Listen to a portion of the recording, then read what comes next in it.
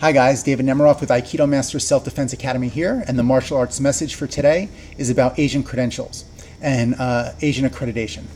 So, what are Asian credentials? Well, basically, in traditional martial arts, the martial arts community looks at your lineage, who your teacher studied under, who you studied under, who they studied under, and can it be traceable all the way back historically to a legitimate historic martial system? And if you can't do that, then in the martial arts community, it's considered fraudulent. And let me just back up and say that there are valuable and skilled fighters that are not Asian accredited. There are ones that have all different affiliations, and some of them are very skilled. So this is not to put down anybody. However, this is just my personal philosophy and what I like to align myself with. But I respect all martial artists for training and for trying hard and achieving a level of success. However, when you are in a martial arts school, you want to find one that has these credentials, because when you're in the dojo, it really, it doesn't show as much value because you're training with people under the same roof.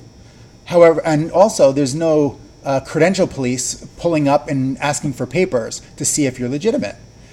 So you may say, well, why is there value in that? However, once you venture out of your own small little dojo, and when I say small, I don't mean like there's not a lot of people or it's insignificant, but rather there's a much larger martial arts community in the world today. I mean, there's thousands upon thousands of schools all over the country.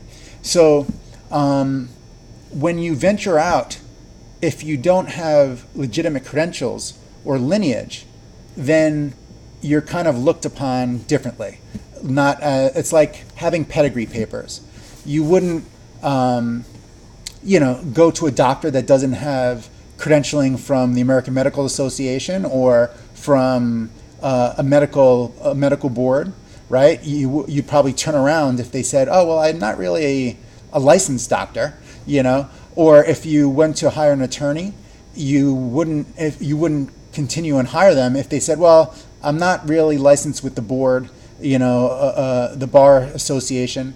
So, you'd probably not feel as comfortable. The same is true with martial arts. You want to be credentialed because in the U.S., there's no regulation. Like I said, there is a story that I write about in my book, Enter into Aikido, and where a guy called me up and said he wanted to study my techniques to infuse it into a style that he's creating called Raptor style. And I said, Raptor style? He said, yeah, Raptor style. And I said, what's that? And he said, well, the dinosaur Velociraptor from Jurassic Park? Well, he was going to try and emulate the dinosaur and take my techniques and try and mix it in somehow. There's also, I know of people who have read a book or watched a DVD and suddenly they're teaching a class in it without ever training with a real teacher.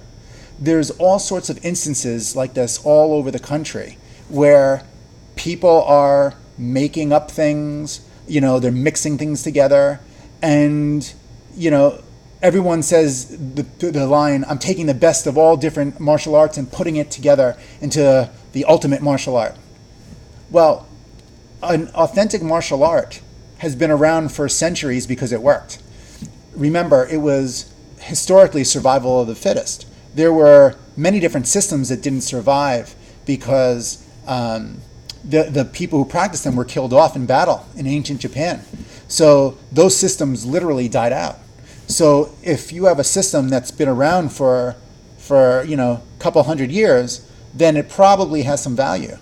Okay? So, when you want to look for a school, you want to make sure that they have that. Ask that. Do you have Asian credentials? A lot of people will say, well, that's not really important. And that's because they don't have them, that they say that. They're trying to deflect because they don't have that kind of connection. The other thing is with an Asian accredited organization, you have support from the organization. You know, they can give you insight into how to make your school more successful. They can, you know, they're the ones that provide the diplomas. They, you know, provide patches and other things that help add value to that. But honestly, just being connected with a legitimate organization nowadays is a big deal. It's an honor, and it's hard to come by. You know, it's becoming less and less pursued because a lot of people don't know about it. So, you know, they just see a movie and they're like, oh, I want to do Bruce Lee's martial art. I want to be like Bruce Lee. Or I saw the Karate Kid. I want to do karate. They don't really do any research. It's just what's ever convenient. They just, oh, well, that one's around the corner, so it must be, it's all right, you know. But they don't see the bigger picture that, you know, you want to have a place that's credentialed. You know, your martial arts education is really important. You wouldn't send your kid to a college that's not accredited. Well, your martial arts education could be just as important because, you know, when you're being attacked, you're not going to be spewing out science or math from college. You're going to be wanting to defend yourself, you know, effectively. And if you don't have a legitimate school, then, you know, your chance of success may diminish. But in any case, you know, again, you know, affiliate yourself with an Asian accredited organization.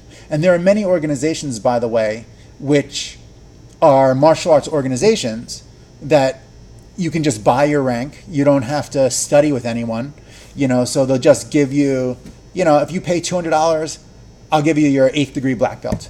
And they've never really researched these people. They just like the money. So you got to be careful of those kind of people also.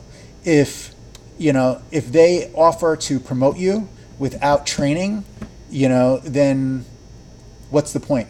Because a belt is about the hard work that you have put in. And it's about, you know, the level of skill that you can perform at. It's not just about time. Okay? Time alone doesn't mean that you're a master. It's got to be skill. Okay? But in any case, again, I hope this clarifies some things. And if you have any more questions, feel free to write to us and let us know. We'd be happy to help you. But have a great day, train hard, and speak to you soon.